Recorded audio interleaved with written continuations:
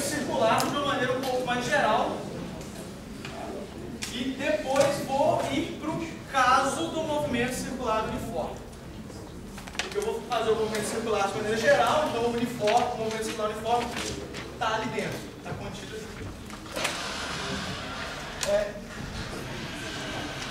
Então, basicamente, quando você está querendo escrever um movimento circular, então agora, do jeito que eu vou fazer,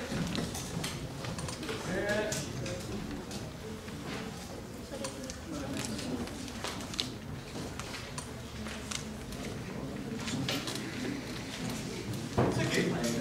Esse traçado é a posição de uma partícula RT. Então é como se o que eu estou falando eu tenho uma partícula que está preso ali, por exemplo, no ponto, tá? Tem uma corda, alguma coisa. A corda pode ser elástica, né? E esse cara vai tirar. Aí você vai falar assim, aí a corda, por que eu estou falando que a corda é elástica? Porque a corda, uma hora ela cresce, uma hora ela fica pequena, uma hora ela estica, ela fica pequena, uma hora ela estica. Você poderia falar também que isso aí seria uma boa descrição para um movimento do planeta. Os movimentos do planeta elas se descrevem em órbitas elípticas em torno do Sol, não é circular. Talvez você possa até ter ouvido falar disso em algum momento. A gente se para pensar nesse problema, o que eu tenho? Olha, eu tenho um módulo, se eu tenho um vetor posição, eu tenho o ângulo que ele faz. Se o vetor posição é uma função do tempo, consequentemente, tempo também. É isso? O R está mudando, o vetor posição está mudando. Então, o ângulo que esse vetor faz em relação ao eixo X está mudando o tempo todo também. Tá? Caso seja essa trajetória, você concorda que o raio, vou escrever aqui, o módulo do vetor R também muda no tempo? Porque a distância R, ora ela está pequena, ora ela está grande. Então o R também muda. Um caso particular disso aqui que eu estou falando é um movimento, um círculo perfeito. Num círculo perfeito, o que você tem? Você tem um R de T, você tem um θ de T, mas o R de T é uma constante. É só o raio. Ele não muda no tempo. Então, aí, naquele caso particular, tem um movimento circular bonitinho, raio constante, tal, como se tivesse pegado um CD, ou pegar no CD a gente nem vê lá dentro, pega um disco antigo, vinil, se é que vocês já viram aquilo funcionando, põe um ponto nele e acompanha o ponto dele. Isso é uma trajetória circular bonitinha. A roda do carro, né? Pega um pico ali do pneu, escreve uma trajetória circular bonitinha. Tá? É o caso onde o R de T é uma constante, aqui é o caso onde o R de T é genérico. Ok? Vou fazer o caso genérico e depois a gente cai nisso. Vamos lá. Olha que interessante que eu vou fazer aqui agora. Quem é o vetor R de T? Simplesmente, do jeito que a gente construiu toda essa descrição vetorial, eu tenho direção I,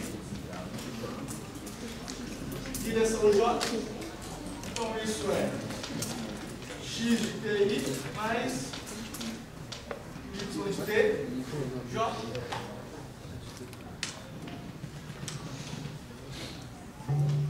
Isso aqui é x de T. Isso aqui é y de T. Olha, isso é um triângulo, né? Aquela história do triângulo. Então, x de T é R cosseno θ.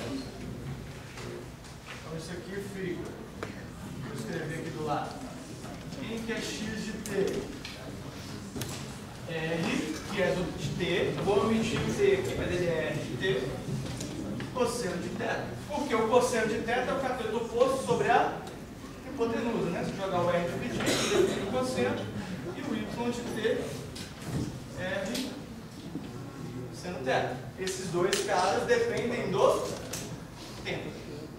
Tá? θ e r dependem do tempo. Tá bom. Então, simplesmente eu vou escrever, olha, r de t é o módulo r, cosseno de θi mais seno de θj. Foi isso que eu tinha feito na aula, acho que na aula passada eu tinha feito uma coisa desse jeito. Tá bom. Só que lembrando de novo, vou falar de novo. Quem depende do tempo? R agora e o tempo. Vou escrever o vetor velocidade. O que eu preciso? Se eu tenho posição, eu escrevo derivando ela, eu tenho a velocidade. Se eu obtenho a velocidade, derivando, eu obtenho a aceleração. Então, ó, V de t é a derivada do R de t. Só que aqui eu tenho uma derivada de funções, de produto de funções. Então eu tenho que usar aquela história da regra da cadeia. Derivada da primeira função, vezes a segunda, mais a segunda função, mais a derivada da primeira. Então, vamos lá.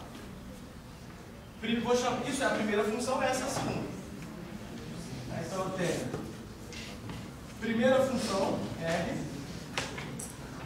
derivada da segunda. O que é o derivado do cosseno de θ? Menos seno de θ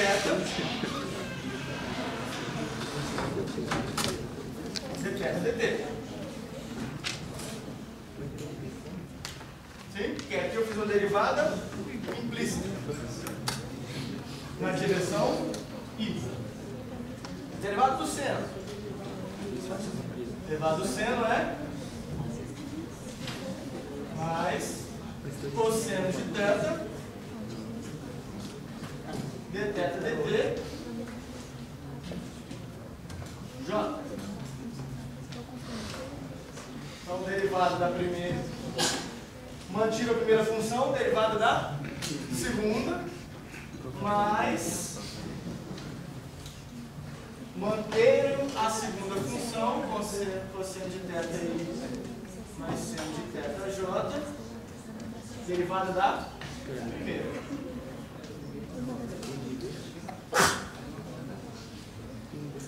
Ok? Aí vocês vão olhar, caraca, que nem feio, é feio mesmo. Vai ficar um pouquinho mais amigável agora. Bora. Eu fiz esse caso geral só para vocês já verem isso uma primeira vez. Eu vou me restringir ao caso particular R constante agora. Mas essa equação dá para a gente entender um negócio bem interessante. Veja que se dr dt muda no tempo, quer dizer que o raio muda no tempo. Correto?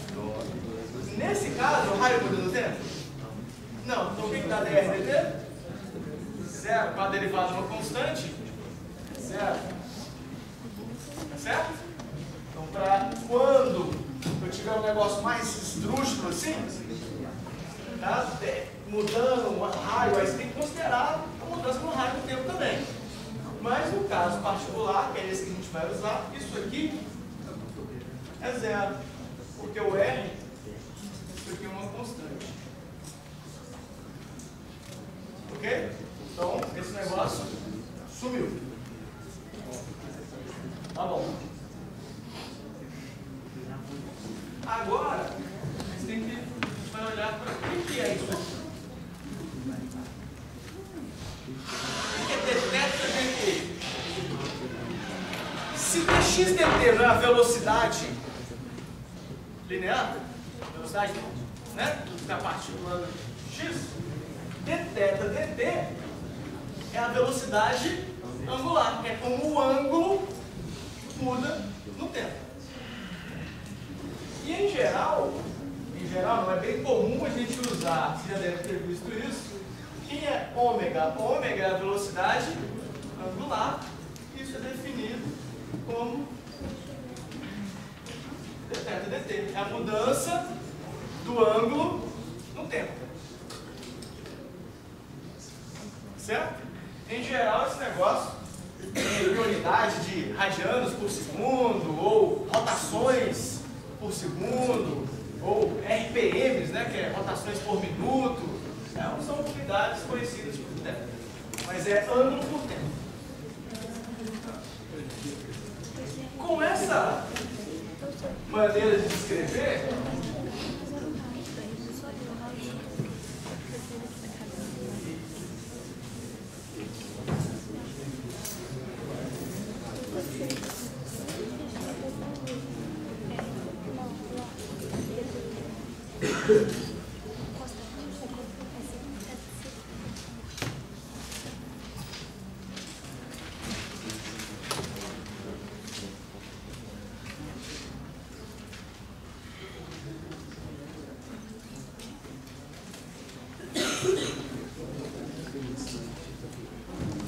olha lá,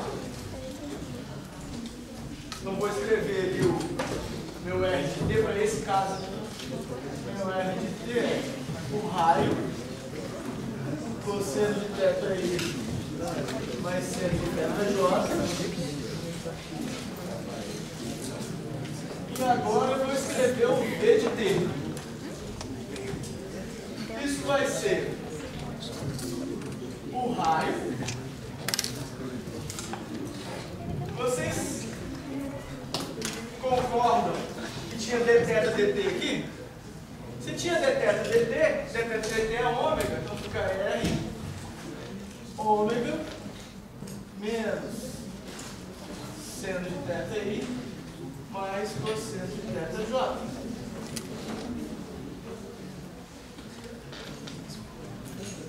Tá. Olha que legal. Quem é o módulo do R? O módulo do vetor R de T, o que é? Soma das componentes ao quadrado. Cosseno ao quadrado, esse aqui aí está em evidência, então ele é o quadrado, tira a raiz, ele acaba saindo mesmo, dá isso. Cosseno ao quadrado mais seno ao quadrado dá 1 raiz de 1. Então, módulo do R é raio constante. Tudo bem? Quem que é o módulo do vetor V de T? Que em geral a gente vai representar assim, sem resolver nada. Dá R ômega, soma das componentes ao quadrado. X ao quadrado mais ao quadrado dá 1 raiz de 1. Então V é igual a ômega R, que era o que vocês já conheciam para o movimento circular. Ok? O que mudou aqui? É que aqui eu tenho as direções. Você vê que a direção do vetor R está definida aqui. A direção do vetor V é dada por esse cara aqui, ó. Menos seno de θ na direção I, mais cosseno de θ na direção J. Isso é um vetor que está aqui, ó, o tempo todo, paralelo à trajetória. Tudo bem? Que foi o que eu disse o tempo todo. O vetor velocidade está sempre paralelo à trajetória. Tá certo? Beleza, então tem posição, velocidade, o que falta? Aceleração. O que é a aceleração no tempo t? É só derivar isso aqui? Quem é que depende do tempo aqui? Isso é constante no tempo. Isso é constante no tempo. Quem depende do tempo é só o ângulo θ. Então, de novo, aqui que eu tenho R ômega, aí vem menos, quem é derivado do seno? Cosseno de θ, dθ dt na direção I, cosseno menos seno de θ dt na direção J. O que é θ dt mesmo? É o ômega. Então, a aceleração é menos com menos, vou botar menos para fora, menos R ômega quadrado cosseno de θ I mais seno de θ J. Isso tem a mesma direção que isso, porém com sinal trocado. Então, o vetor aceleração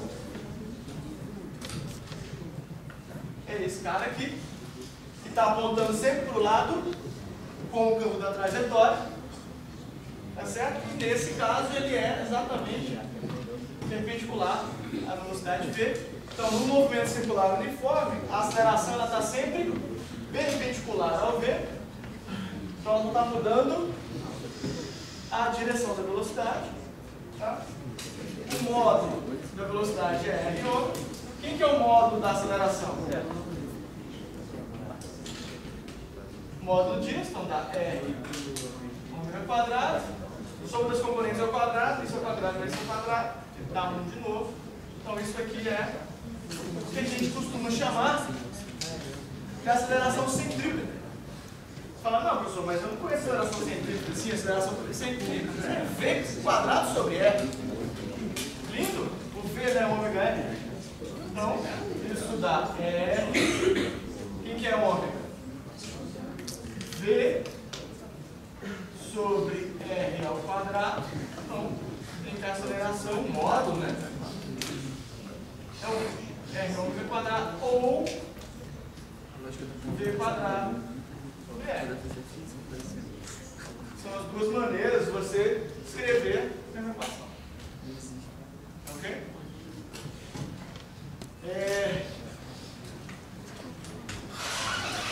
Então é isso. Um negócio interessante que vocês podem ver aqui é que, para esse caso, o vetor aceleração está sempre na mesma direção do vetor posição, porém, sentido oposto, o módulo tem um R ômega quadrado aqui. Dá para escrever, aí é só uma questão de, que é só uma coisa a mais. Você pode escrever assim, olha, o vetor aceleração no tempo V. Concorda que esse R aqui, ó, pode vir para dentro? Se eu pegar R cosseno θi mais seno θj, é o próprio R de θ. Isso, cosseno de θ. Então isso ficou menos ômega quadrado vezes do R. Então a aceleração ela é menos o R vezes uma constante, que é ômega quadrado contando o seno. Tudo bem? Entenderam isso? Que é o que eu estou mostrando lá. A aceleração ela está oposta ao vetor R o tempo todo.